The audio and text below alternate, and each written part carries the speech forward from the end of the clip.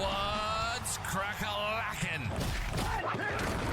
Welcome in to My Mind is a Weapon Fantasy Football Show. Welcome into episode 67, everybody. I am your host, SleezBall. Today's episode is going to be my quarterback week 4, Sit-Em, Sit-Em, every single matchup. We're going to dive through them. I am going to show you my guy, Big Draft Energy, who's a co-host on my show as well. All of his, research and stuff he's done for posts to help you with the quarterbacks as well also. So if you guys can, make sure you go to his channel. It takes 1 second. Click that subscription button, turn that bell on. My guy does great work. I'll be using a lot of his posts to this video as well today. And if you guys want to check out all of my rankings, they are all out. Thank you guys for all the support already on all the videos. So I have my quarterback, running back, wide receiver, tight end, defense, and kickers, which you don't see a lot of. All that content is out, and I'm trying to get all my Start-Em, Sit-Ems out to you this week before Thursday kickoff. That is my goal as a content creator, to help you win your week 4 matchup and get that ultimate goal of the championship, guys. And let's dive into the quarterbacks. So here is my board, guys, heading into week 4. At the top team will be the away team in the black box. The bottom team will be the home team in the black box. And then we're going to go over the matchups here. I'm also going to show you, this is from Big Draft Energy's YouTube, like I said at the beginning, Twitter, like I said at the beginning of the video. This is going to be the post with the quarterbacks with the most advantageous week 4 matchups for passing touchdowns. So as you see, Dak Prescott is number 10 on this list. I will be referring to this a lot and a couple other posts here as well from Big Draft Energy. So make sure you smash a follow on his Twitter and YouTube as well. Same name. Amazing content, guys. Now, starting off with Thursday Night Football, we have the Dallas Cowboys headed into the New York Giants. And it's been crazy, man. Dak Prescott bounced back with a 30-point game last week in kind of garbage time versus the Ravens, and they made the game close here. The Baltimore defense is also one of the worst versus the pass. They're allowing 291 yards, so Dak was due for a blow-up game there as well. Now, when you're heading into the New York Giants, the Giants are allowing 186 yards. They rank 13th, but they've had kind of a easy schedule versus pass offenses. I think Dak is going to be an absolute smash this week, especially coming off a 30-point game. You're not going to sit him. I expect CD to wake up in this game. Kind of had a dud last week in a smash spot, so I think he's going to feed CD in this game as well here. Heading down to Danny Dimes. I mean, this is crazy to me, guys. Danny Dimes has had 2 20-plus point games in a row. He's found his connection with Malik Neighbors, the number 1 wide receiver in fantasy football right now, which is absolutely bonkers to me. But the Dallas Cowboys defense is stronger versus the pass. They only allow 187. They rank right next to the New York Giants at 14th.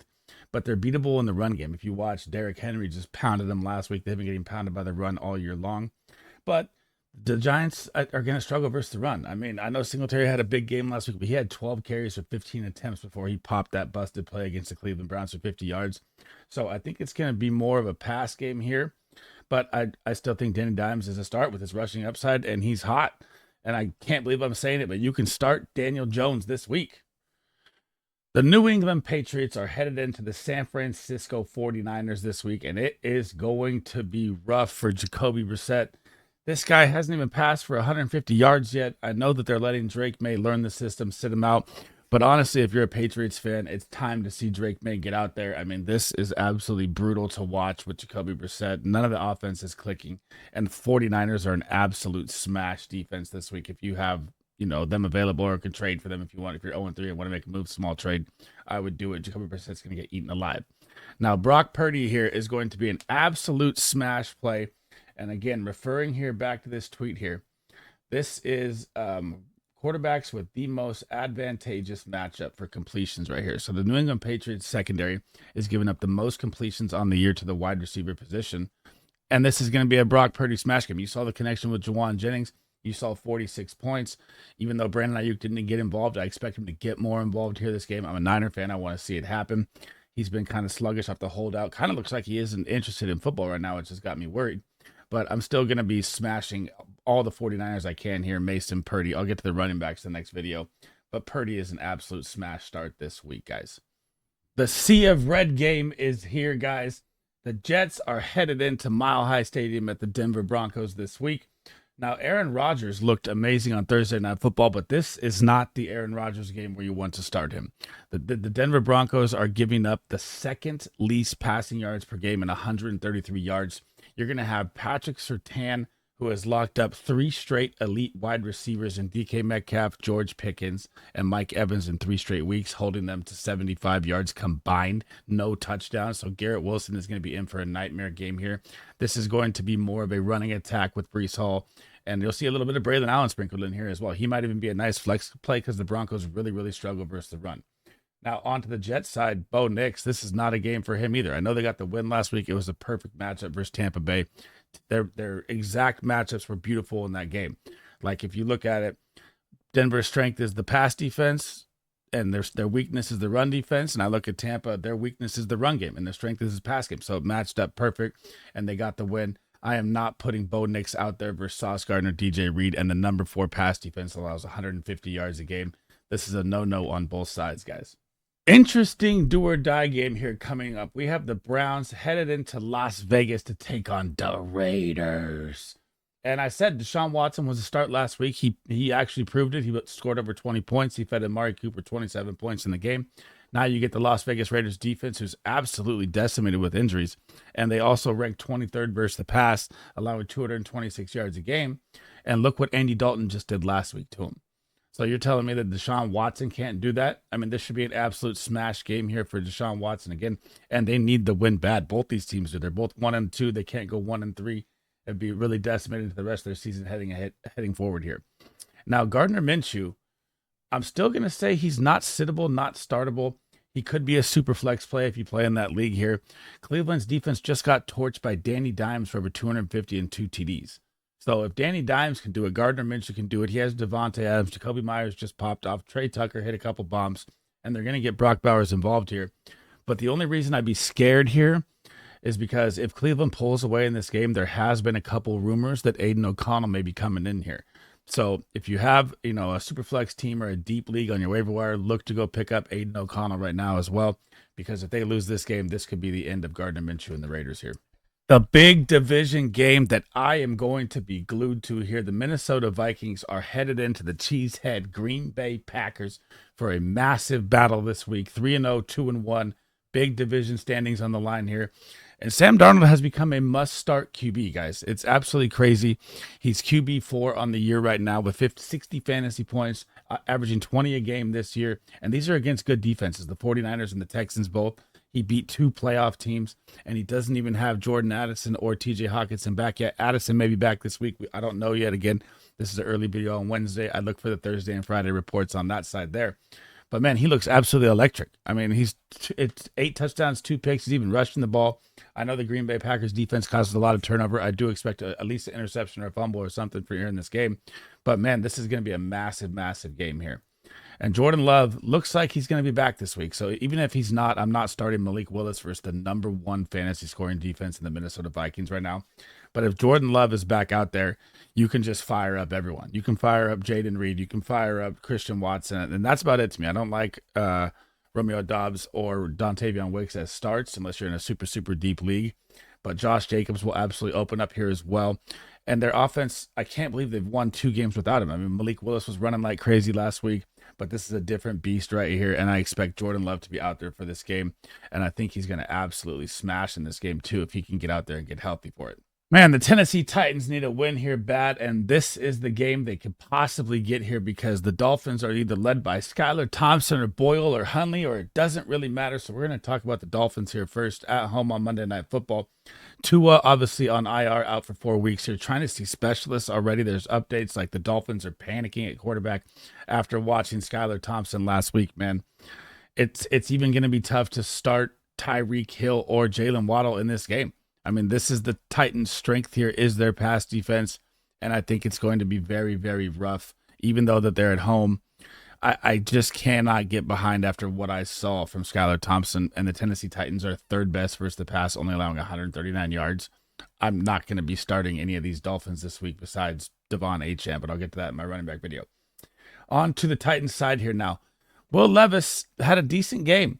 It wasn't bad fantasy-wise. It wasn't great fantasy-wise. That's why I kept him in yellow last week. I'm going to do the same thing here because the volume, this actually may be like he beats his projection by 8 to 10 points here in this game. He does have the rushing upside. He's been rushing a little bit more in the games this season. And in this game, what you have to look at is ball control, right? Are the Miami Dolphins going to be able to move the ball to keep the Titans off the field? I think the opportunities are going to be more here for Will Levis. He just had his best passing game of 260 yards. He hadn't cracked 200 before that.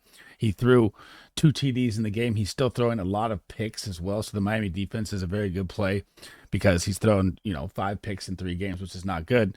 But at least you got to see a little connection with D-Hop. That was one of my great calls last week, was to play D-Hop over Ridley. And I think the connection is going to build here. D-Hop only played 50% of the snaps and still popped off. He's older, coming back from injury. This should be a game that the Titans can win because the quarterback situation in Miami. And I don't like any of them to start.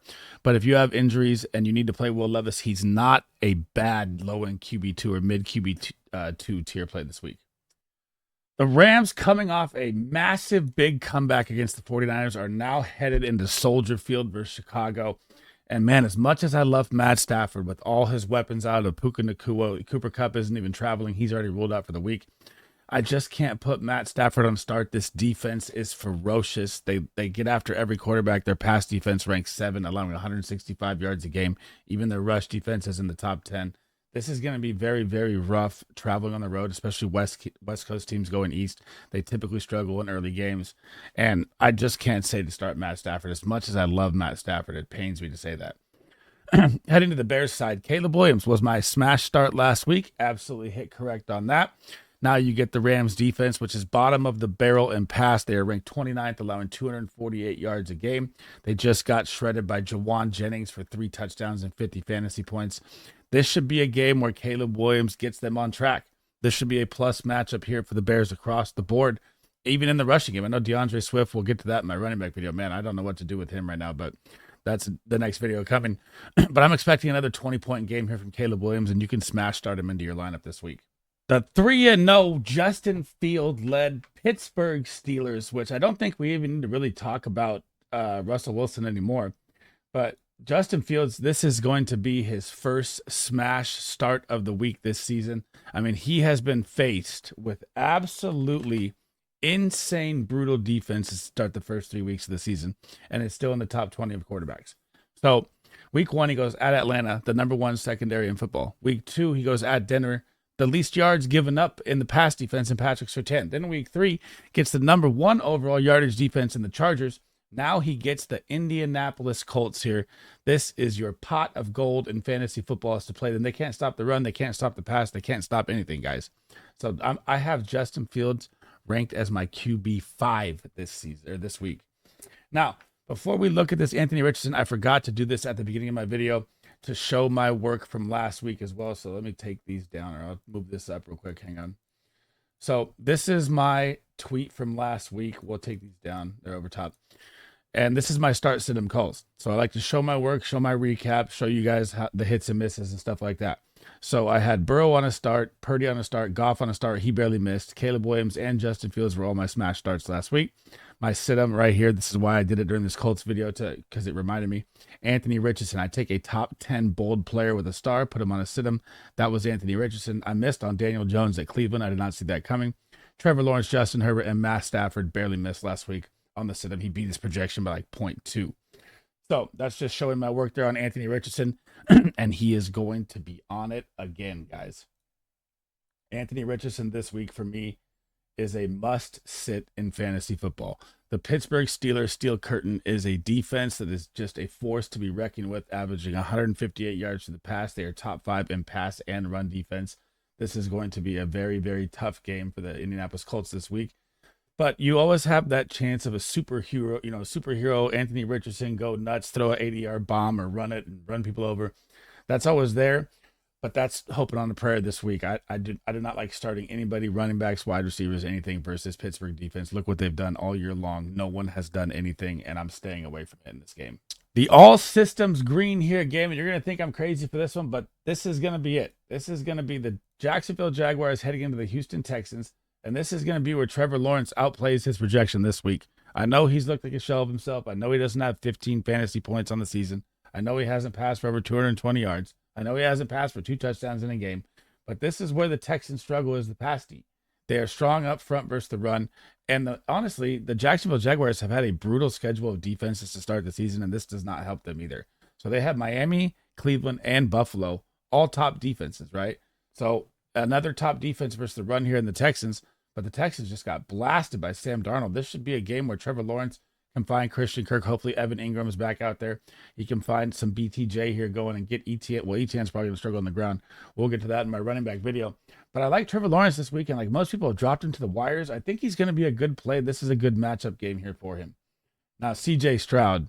I have him ranked as quarterback 6 this week. He's going to absolutely pop off and go ballistic this week. Look what Josh Allen just did. Josh Allen just scored 30 points in a quarter versus the Jacksonville secondary. They are very, very bad versus the pass, guys. How are they going to stop Nico Collins, Diggs, Tank Dell? It's not going to happen. The Jacksonville Jaguars defense is ranked 30th versus the pass, allowing 252 yards a game. This is no bueno. And any way you look at it right here, CJ Stroud is a must-start quarterback this week. The contender or pretender New Orleans Saints are headed into hot Atlanta to take on the Falcons. And this is going to be another sea of red game here for me, guys. Derek Carr and Kirk Cousins, I am both going to put on Sit-Ems here. If I'm looking at the Atlanta defense, they rank number 11 versus the pass. They probably have the best secondary in football with Simmons, Bates, AJ Terrell, a lockdown corner. But they rank 11th because they've had such a tough schedule. Philly, KC, Pittsburgh. Pittsburgh was more of a blunder. You know, Pittsburgh defense is lights out, so that game was very tough and close, and Kirk Cousins struggled. But he's starting to find a little groove here. He's had back-to-back games over 230 passing yards. He's starting to feel the system. He's starting to get the Achilles put behind him. But still, this Saints defense, I don't like at all. They got Lattimore back last week. So if you look at their defensive numbers, they rank about 23rd versus the pass on the season. But that's because they blew the first two teams out and the passing yards picked up in garbage time. And you didn't have your star corner. So now you're going to have Lattimore out there on Drake London. Should be more of a Kyle Pitts game here in this game for the Falcons side. I'll get to that in my tight end video. But I don't like any one of these quarterbacks. I'm going to have both of them on my Sit-Ems this week. The Philadelphia Eagles squeaked out a major win over the Saints last week. Now they are headed into Tampa Bay this week. And it looks like they're going to have no Devonta Smith because of the concussion. I mean, he got hit and his hands went up and he was all messed up. And A.J. Brown probably going to be held out to the bye next week with the hamstring. So this is still going to be a start Jalen Hurts game for me. I mean, you're not going to bench Jalen Hurts, obviously. And I think he's going to use his legs a lot more in this game. Could be a little more Goddard game here as well. I'd like to see Johnny Wilson get involved. But it also could just be they lean on Saquon Barkley and just feed the beast, right? So in this one, it's tough for me. Like, I really don't love the start, but it's Jalen Hurts. I'm not going to put him on a sit-em. Again, I think it's more of a Saquon game here, but it's just tough for me to put him out there without his stud wide receivers out there. Now, the Baker Mayfield side, this is the get-right game for Baker Mayfield. You can start him into your lineups. Last week when he played Denver, like I said earlier in the video, it was a terrible matchup. That's what Denver is best at. This is not what Philly is best at. They are a very, very young secondary, and Slay is banged up right now. You might get to see a little Cooper DeJean out there as well. He started to mix and match a little bit. Their draft pick in the first round this year, or I think it was second round. And this should be where Mike Evans and Chris Godwin get right.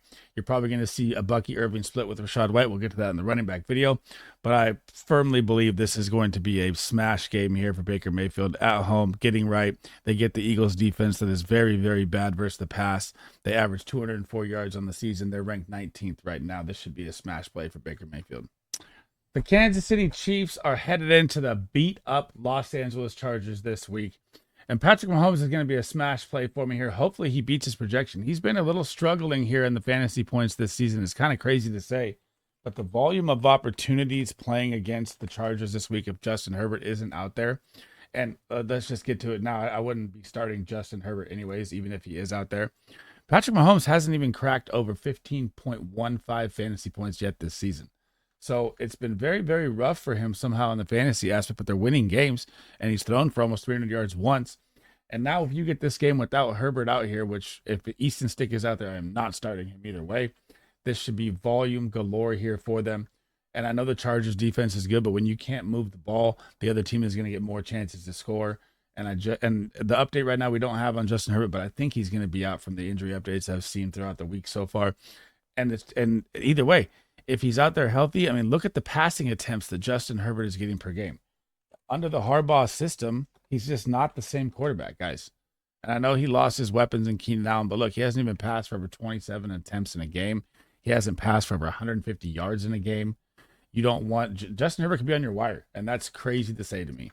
The Red Rifle revenge game is here. Joe Burrow and the Bengals are headed to the Carolina Panthers in a game that I'm actually excited to watch this week. So Joe Burrow absolutely popped off versus the Washington Commanders. You saw the connection pick back up with Jamar Chase. You saw T. Higgins get out there off his holdup, get a couple catches, and it's good to see him out there as well. And interesting enough, Losabas is getting a lot of work there, man. And I'm really excited to see what Eric All, I'm an Iowa fan, so, Iowa U bias. I want to see him get out there and take the job from Gesicki because he was one of the major steals in the draft. To me, with his injury, he shouldn't have fallen that far. This is going to be a smash game. The Panthers defense, absolutely atrocious, both sides of the ball. I mean, you can pass, you can run, you can do everything you want against this defense, especially with the injury to Brian Burns, their main superstar being out. They rank 17th right now versus the pass, but that's a kind of a blunder because I look at it like their pass defense has been shredded all year. Now, headed to the Red Rockets side, my call of the week in week 3 was that Andy Dalton will blow up on the Raiders and that Deontay Johnson will be a smash start and the Raiders D will be bad. All three, check. 10 of 10 on that call. Andy Dalton is a start again here. Look what Jaden Daniels just did to the Bengals defense. He just passed for 254 and 2 touchdowns. The Bengals defense is not good versus the pass. And Andy Dalton and the new Dave Canales system just fed Deontay Johnson 14 targets. Now you have Adam Thielen out, and we're going to get to see a little more Xavier Legette. Kind of a sneaky waiver wire pickup, especially with the amount of pass attempts that Andy Dalton is throwing in games now. It seems like they're going to go full send, pass attack all the way. And, man, it looked good. I mean, he threw 37 attempts, 319 yards, 3 teeters against the Raiders. I saw it coming. I see it coming again here.